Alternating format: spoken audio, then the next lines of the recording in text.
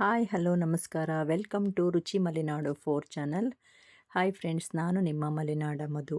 ಇವತ್ತೊಂದು weight loss salad ಅಥವಾ sprout salad ಅಥವಾ ಹೆಲ್ತಿ ವೆಜ್ ಸಲಾಡ್ ಅಂತಲೇ ಹೇಳ್ಬೋದು. ಅದನ್ನು ಹೇಗೆ ಮಾಡೋದು ಅನ್ನೋದನ್ನ ತೋರಿಸ್ತೀನಿ ಬನ್ನಿ. ಮೊದಲಿಗೆ ನಾನು ಇಲ್ಲಿ ಜೋಳನ ತೊಗೊಂಡಿದ್ದೀನಿ, ಹಸಿ ಜೋಳ. ಈ ಥರ ಕ್ಲೀನ್ ಮಾಡಿಕೊಂಡು ಸುಟ್ಕೋಬೇಕಾಗುತ್ತೆ. ನಂತರ ಸುಡೋದನ್ನ ತೋರಿಸ್ತೀನಿ ನೋಡಿ. ಈ ಥರ ಕ್ಲೀನ್ ಮಾಡ್ಕೋಬೇಕಾಗುತ್ತೆ, ಅದರದ್ದು ನಾರೆಲ್ಲ ತೆಗೆದು. ಫ್ರೆಂಡ್ಸ್, ಇಲ್ಲಿ ನಾನು ಇಬ್ಬರಿಗಾಗೋಷ್ಟು ಮಾತ್ರ ಸಲಾಡನ್ನು ಮಾಡ್ಕೊಳ್ತಾ ಇರೋದು, ಹೆಚ್ಚು ಮಾಡಿಡೋದಿಲ್ಲ. ತಕ್ಷಣ ಆಗಲೇ ಫ್ರೆಶ್ಶಾಗಿ ಮಾಡ್ಕೊಳ್ತಾ ಇದ್ದೀನಿ ನೋಡಿ.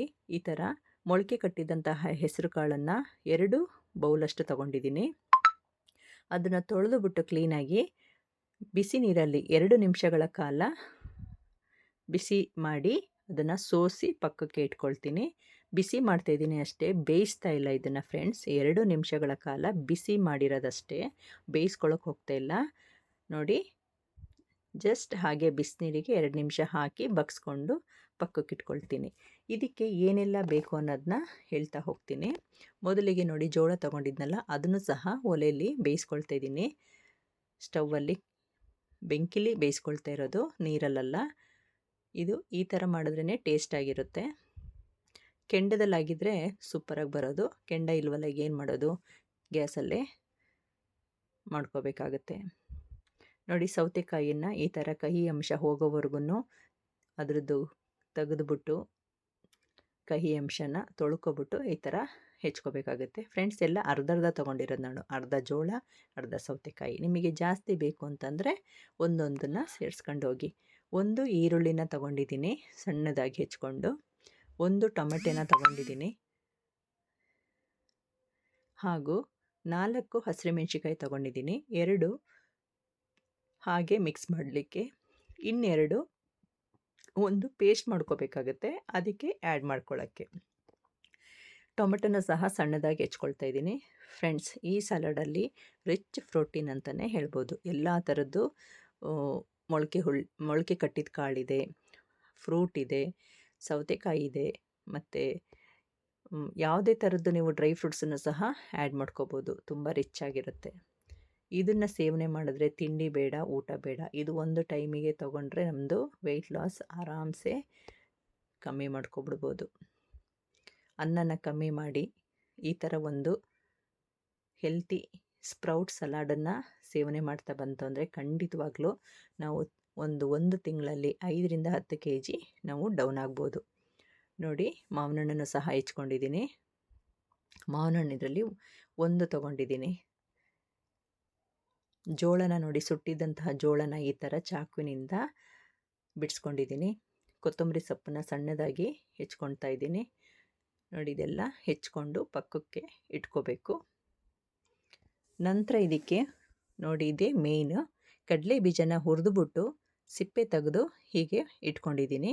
2 ಬಟ್ಲಾಗೋಷ್ಟು, ಜಾಮೂನು ಬಟ್ಲು ಅಂತೀವಲ್ಲ, ಚಿಕ್ಕ ಬಟ್ಲಾಗೋಷ್ಟು 2 ಬಟ್ಲು ತೊಗೊಂಡಿದ್ದೀನಿ. ಇದಕ್ಕೆ ನಾನು ಸ್ವಲ್ಪ ಮಾವಿನ ಹಣ್ಣನ್ನು ಸಹ ಆ್ಯಡ್ ಮಾಡ್ಕೊಳ್ತಾ ಇದ್ದೀನಿ ನೋಡಿ. ಒಂದು ಮಾವಿನ ಹಣ್ಣಲ್ಲಿ ಸ್ವಲ್ಪ 2 ಹಸಿರುಮೆಣ್ಸಿಕಾಯಿ ತೊಗೊಳ್ತಾ ಇದ್ದೀನಿ, ಇದು ರುಬ್ಬಲಿಕ್ಕೆ. ಸ್ವಲ್ಪ ಕೊತ್ತಂಬರಿ ಹಾಗೂ 1/4 ಇಂಚಷ್ಟು ಶುಂಠಿನ ಸೇರಿಸ್ಕೊಳ್ತಾ ಇದ್ದೀನಿ. ಇಷ್ಟನ್ನು ನಾವು ತರಿಯಾಗಿ ರುಬ್ಕೊಬರ್ಬೇಕಾಗತ್ತೆ. ಇಷ್ಟು ನಾವು ರುಬ್ಬಾದ ನಂತರ ಮಿಕ್ಕಿದ್ದು ಏನು ಅನ್ನೋದನ್ನ ನಾನು ತೋರಿಸ್ತೀನಿ ನೋಡಿ. ಫ್ರೆಂಡ್ಸ್, ಎಲ್ಲೂ ಸಹ ವಿಡಿಯೋನ ಸ್ಕಿಪ್ ಮಾಡಲಿಕ್ಕೆ ಹೋಗಬೇಡಿ. ತುಂಬ ಚೆನ್ನಾಗಿದೆ ಈ ಸಲಾಡು. ಏಕೆಂದರೆ ನಾನು ಯಾರು ಗೆಸ್ಟ್ ಬಂದರೆ, ನೆಂಟರು ಬಂದರೆ ಇದ್ರ ಮಾಡ್ತಾನೆ ಇರ್ತೀನಿ. ತುಂಬ ಖುಷಿಪಟ್ಟು ತಿಂತಾರೆ. ತಿಂದಾದಮೇಲೆ ಅವರಿಗೆ ಒಂಥರ ಇದು ಯಾವುದಿರ್ಬೋದು ಅನ್ನೋದೊಂದು ಟೇಸ್ಟ್ ಕಂಡಿಡಿ ಅಂತ ಮಾತಾಡ್ತಾ ಇರ್ತಾರೆ.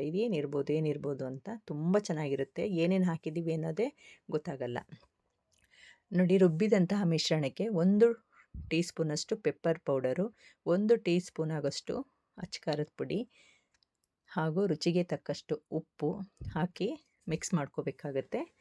ನಂತರ ಇದಕ್ಕೆ ನೋಡಿ, ಕ್ಲೀನಾಗಿ ಪೆಪ್ಪರು ಹಾಗೂ ಖಾರದ ಪುಡಿ ಮಿಕ್ಸ್ ಆಗಲಿ. ಮತ್ತು ನೆನೆಸಿ ಇಟ್ಟಂತಹ 2 ಸ್ಪೂನ್ ಆಗೋಷ್ಟು ಹುಣಸೆ ರಸ, ಗಟ್ಟಿ ಇರೋವಂಥದ್ದು, ತೆಳು ಬೇಡ, ಗಟ್ಟಿ ಇರೋವಂಥದ್ದು ತಗೊಳ್ಳಿ ಹುಣಸೆ ರಸನ. ಇದಕ್ಕೆ ಉಪ್ಪು ಹಾಕ್ಕೋಬೇಕಾಗುತ್ತೆ. ನಂತರ ಇದಕ್ಕೆ ನೋಡಿ, 2ರಿಂದ 3 ಸ್ಪೂನ್ ಆಗೋಷ್ಟು ದೊಡ್ಡ ಸ್ಪೂನಲ್ಲಿ ತೊಗೊಂಡಿದ್ದೀನಿ. ಚಿಕ್ಕ ಸ್ಪೂನಲ್ಲಾದರೆ 2 ಸ್ಪೂನು, ಇದು ದೊಡ್ಡ ಸ್ಪೂನಲ್ಲಾದರೆ 1 ಸ್ಪೂನು ಜೇನುತುಪ್ಪನ ಆ್ಯಡ್ ಮಾಡ್ಕೊಳ್ತಿದ್ದೀನಿ. ನಮ್ಮ ಟೇಸ್ಟಿಗೆ ತಕ್ಕಂತೆ ನಾವು ಆ್ಯಡ್ ಮಾಡ್ಕೊಂಡು ಹೋಗ್ಬೋದು. ಇದೇನು ವಿಶೇಷ ಅಲ್ಲ, ಮಾಡ್ತಾ ಮಾಡ್ತಾ ಎಲ್ಲ ಗೊತ್ತಾಗುತ್ತೆ ಟೇಸ್ಟ್ ಎಷ್ಟು ಬೇಕಾಗುತ್ತೆ ಅನ್ನೋದು. ಕೊತ್ತಂಬರಿ ಸೊಪ್ಪನ್ನು ಆ್ಯಡ್ ಮಾಡ್ತಾಯಿದ್ದೀನಿ. ಉಪ್ಪನ್ನು ಸಹ ಆ್ಯಡ್ ಮಾಡಿಕೊಂಡು ಮಿಕ್ಸ್ ಮಾಡ್ಕೋಬೇಕಾಗುತ್ತೆ. ಎಲ್ಲೂ ಸಹ ನಾನು ರುಬ್ಲಿಕ್ಕೆ ಉಪ್ಪು ಹಾಕಿಲ್ಲ, ಈಗಲೇ ಹಾಕ್ತಾ ಇರೋದು. ಮೇಲೆ ಮತ್ತೆ ಬೇಕು ಅಂದರೆ ಹಾಕೋಬೋದು ನೀವು. ಇದಕ್ಕೆ ಚಾಟ್ ಮಸಾಲ ಆ್ಯಡ್ ಮಾಡ್ಕೋಬೋದು, ನಾನಾ ರೀತಿ ಮಸಾಲಗಳೆಲ್ಲ ಆ್ಯಡ್ ಮಾಡ್ಕೋಬೋದು. ನಮಗದೆಲ್ಲ ಬೇಡ, ನಾವು ಹೆಲ್ತಿಯಾಗಿರಬೇಕು ಅಂದರೆ ಇಷ್ಟು ಸಾಕು. ನೋಡಿ, ಮಾಮೂಲಿ ಉಪ್ಪನ್ನು ಸೇರಿಸ್ಕೊಳ್ತಾ ಇದ್ದೀನಿ. ಫ್ರೆಂಡ್ಸ್, ಈ ಒಂದು ಕ್ರೀಮಿ ಆಗಿರುವಂತಹ ಮಸಾಲೆ ಮಾಡಿಕೊಂಡು ನಾವು ಫ್ರಿಜ್ಜಲ್ಲಿ ಇಟ್ಕೊಂಡ್ರೆ, ಜಾಸ್ತಿ ಮಾಡ್ಕೊಂಡು ಫ್ರಿಜ್ಜಲ್ಲಿ ಇಟ್ಕೊಂಡ್ರೆ 1 ವಾರದವರೆಗೂ ಫ್ರೀಝರಲ್ಲಿ ನಾವು ಇಡ್ಬೋದು. ಅದನ್ನು ನಾವು ಈ ಥರ ಬೇಕಾದಾಗ ಹಣ್ಣು, ತರಕಾರಿ, ವೆಜಿಟೇಬಲ್ಸು ಅಥವಾ ಹಿಂಗೆ ಸ್ಪ್ರೌಟ್ಗಳನ್ನು ಆ್ಯಡ್ ಮಾಡಿಕೊಂಡು ಸ್ವಲ್ಪನೇ ನಾವು ತಿನ್ಬೋದು. ಈ ಒಂದು ಚಟ್ನಿ ಜೊತೆ ಆ್ಯಡ್ ಮಾಡ್ಕೊಂಡು ತಿನ್ಬೋದು. ನೋಡಿ, ಈಗ ಎಲ್ಲ ಹೆಚ್ಚಿಟ್ಟಂತಹ ತರಕಾರಿ, ಹಣ್ಣನ್ನ ಸೇರಿಸ್ಕೊಳ್ತಾ ಇದ್ದೀನಿ.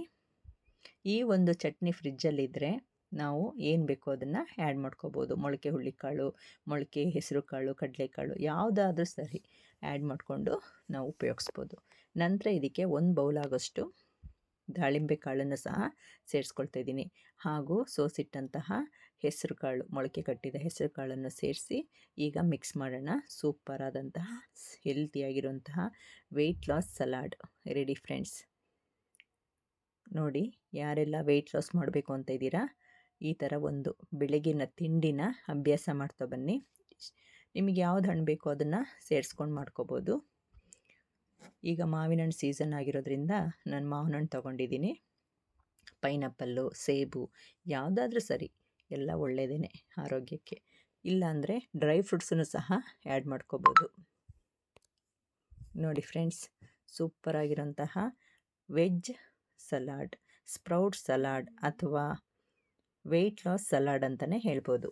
ನನ್ನ ಮಗಳು ತುಂಬ ಇಷ್ಟ ಇದು, ಬಂದಾಗೆಲ್ಲ ಮಾಡಿಸ್ಕೊಂಡು ತಿಂತಾ ಇರ್ತಾಳೆ. ಒಮ್ಮೆ ಮಾಡಿ ನೋಡಿ friends. Thank you for watching.